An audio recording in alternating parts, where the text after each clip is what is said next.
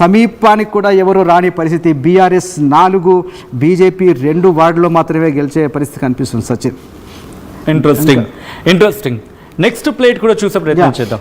శంకర్పల్లి తెలుసు, శంకర్పల్లి కూడా ఆల్మోస్ట్ సిటీలోనే ఉంటుంది. ఇక్కడ 15 వార్డుల్లో అక్కడ మ్యాజిక్ ఫిగర్ 8 అయితే మ్యాజిక్ ఫిగర్ దాటే పరిస్థితి కాంగ్రెస్ కనిపిస్తుంది. 9 వార్డులు గెలుచుకునే పరిస్థితి ఉంది. అట్లాగే కోడంగల్ 7 మ్యాజిక్ ఫిగర్ అయితే 10, పరిగిలో 18, 12.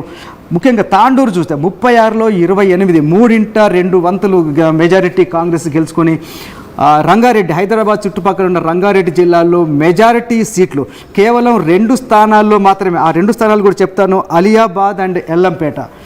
నెక్స్ట్ ప్లేట్ అలియాబాద్, ఎల్లంపేటలో మాత్రమే, ఆ 2 చోట్ల మాత్రమే బీఆర్ఎస్ ఆధిక్యంలో కనిపిస్తోంది.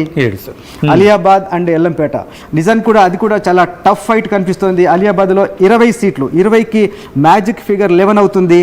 బీఆర్ఎస్ 11 రీచ్ అయ్యే అవకాశం కనిపిస్తుంది మా సర్వే ప్రకారం. నెక్స్ట్ చూస్తే ఎల్లంపేటలో మాత్రం బీఆర్ఎస్ చాలా అబ్సల్యూట్ మెజారిటీ, నిజానికి 2/3 కంటే కూడా ఎక్కువ మెజారిటీతో.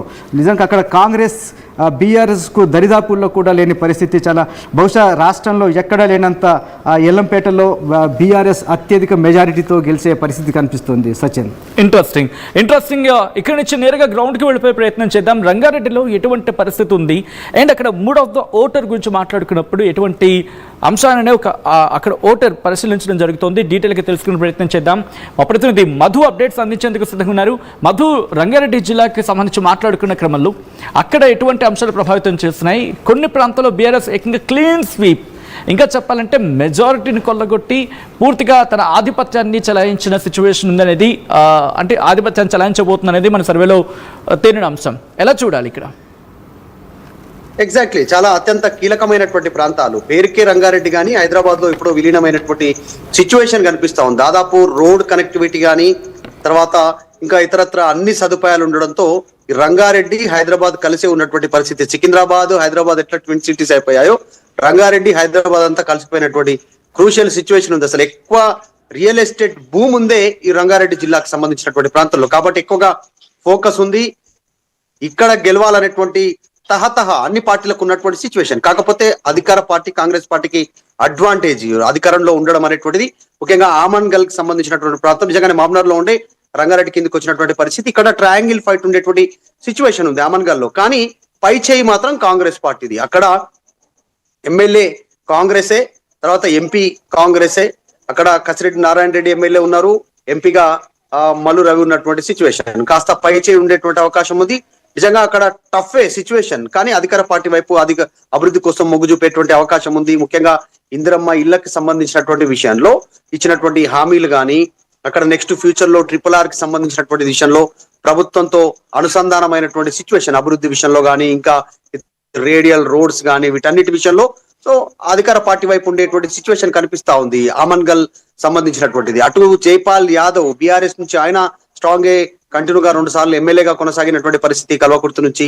తర్వాత ఆచారి బీజేపీ నుంచి స్ట్రైట్ గా ఆయన కంటిన్యూగా ఫైట్ చేస్తూనే ఉన్నారు. గెలుపొందినప్పటికీ కూడా చిన్న మార్జిన్ తో ఓడిపోయారు. ఆయన ప్రభావం ఎక్కువగానే ఉంటుంది ఆమన్గల్ కి సంబంధించినటువంటి ప్రాంతంలో. సో ఇక్కడ ట్రయాంగిల్ ఫైట్ ఉన్న పై చేయి మాత్రం కాంగ్రెస్ ఈజీగా. Already MLA 2 ex officio members కాబట్టి, ఎమ్మెల్యే ఎంపీ 2 కూడా కాంగ్రెస్ పార్టీదే కాబట్టి కాంగ్రెస్ పార్టీ ముందు వరుసలో ఉండేటువంటి అవకాశం ఉంది. మెజారిటీ దిశగా కాంగ్రెస్ అమన్గల్ లో ఉండేటువంటి అవకాశం ఉంది. చేవెళ్లలో కూడా ఈసారి ప్రతిష్టాత్మకంగా తీసుకున్నారు. చేవెళ్ళ అనేటువంటిది ముగ్గురికి సంబంధించి క్రూషియలే. చేవెళ్ళకి సంబంధించి అటు బీజేపీ నుంచి కానీ, బీఆర్ఎస్ నుంచి కానీ, ఇటు కాంగ్రెస్ నుంచి కానీ అధికార పార్టీ కావడం అడ్వాంటేజ్. చేవెళ్లలో కూడా పైచేయి సాధించనున్నట్టుగా తెలుస్తా ఉంది. దీనికి రీజన్ కాస్త చేవెళ్ళే రూరల్, రంగారెడ్డి కిందకి వచ్చినప్పటికీ కూడా కాస్త రూరల్ ఏరియాస్ ఎక్కువగా ఉండడం, గ్రామాల పరిధిలో కానీ వ్యవసాయానికి సంబంధించినటువంటి విషయంలో కానీ ఎక్కువగా ఆధారపడినటువంటి సిచ్యువేషన్. రోడ్ కనెక్టివిటీ కాస్త కొన్ని ప్రాంతాలకు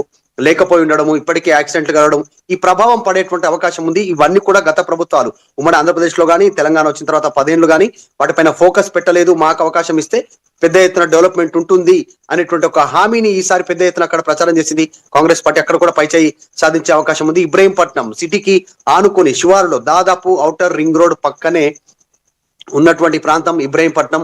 అక్కడ కాంగ్రెస్ దే పైచేయి సాధించేటువంటి సిచ్యువేషన్ కనిపిస్తా ఉంది. మేజర్ పబ్లిక్ ఎజెండా, మౌలిక వసతులు, తర్వాత ప్రభుత్వ పథకాలు, ఇందిరమ్మ ఇండ్లు, అభివృద్ధికి సంబంధించినటువంటి అంశం, ఫ్యూచర్ ఇంకొక 3 ఏళ్ళు ప్రభుత్వం మేమే ఉంటామని చెప్తున్నటువంటి ఇవన్నీ కూడా తీవ్రమైనటువంటి ప్రభావం చూపే అవకాశం ఉంది. అట్లా అని చెప్పేసి అక్కడ బీఆర్ఎస్ బీజేపీ లేదు అనడానికి లేదు. వాళ్ళు టఫ్ ఫైట్ ఇస్తా ఉన్నారు.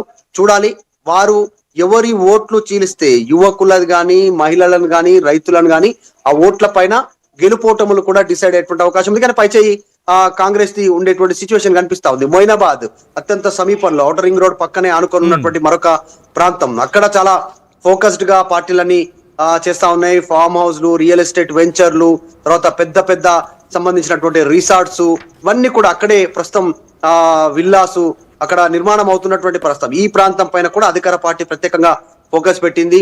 షాద్ నగర్ సంబంధించి ఆల్రెడీ సిటీలో కలిసిపోయినటువంటి ప్రాంతం, నేషనల్ హైవేకి పక్కనే ఉన్నటువంటి ప్రాంతం, దానిపైన ప్రత్యేకంగా ఫోకస్ పెట్టినటువంటి సిచ్యువేషన్ ఉంది.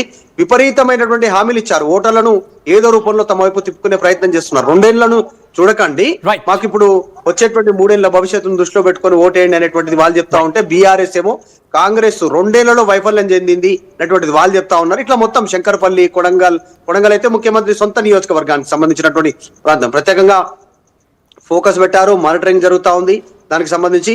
తర్వాత పరిగి, తాండూర్, వికారాబాద్, తర్వాత ఆలియాబాద్, మూడుచింతలపల్లి, ఎల్లంపేట పూర్తి స్థాయిలో పెద్ద ఎత్తున ఈ ఉన్నటువంటి అన్ని ప్రాంతాల్లో కాంగ్రెస్ పైచేయి సాధించే అవకాశం ఉంది. కొన్ని ప్రాంతాల్లో బీఆర్ఎస్, కొన్ని ప్రాంతాల్లో బీజేపీ కాస్త ప్రభావం చూపేటువంటి సిచ్యువేషన్ అయితే కనిపిస్తా ఉంది. సో ఈసారి ఆ రంగారెడ్డిలో పైచేయి సాధించడానికి కాంగ్రెస్ కాస్త ముందు వరుసలో ఉన్నట్టుగా సర్వేలో తేలుతా ఉంది. Right Madhu, thanks for the update. Rangareddy జిల్లాకు సంబంధించి అప్డేట్స్ అందించే ప్రయత్నం చేశారు. సో రంగారెడ్డి నుంచి నేరుగా మహబూబ్ నగర్ వెళ్ళిపోయే ప్రయత్నం చేద్దాము మౌళి గారు. ఉమ్మడి మహబూబ్ నగర్కి సంబంధించి ఒకసారి గ్రాఫిక్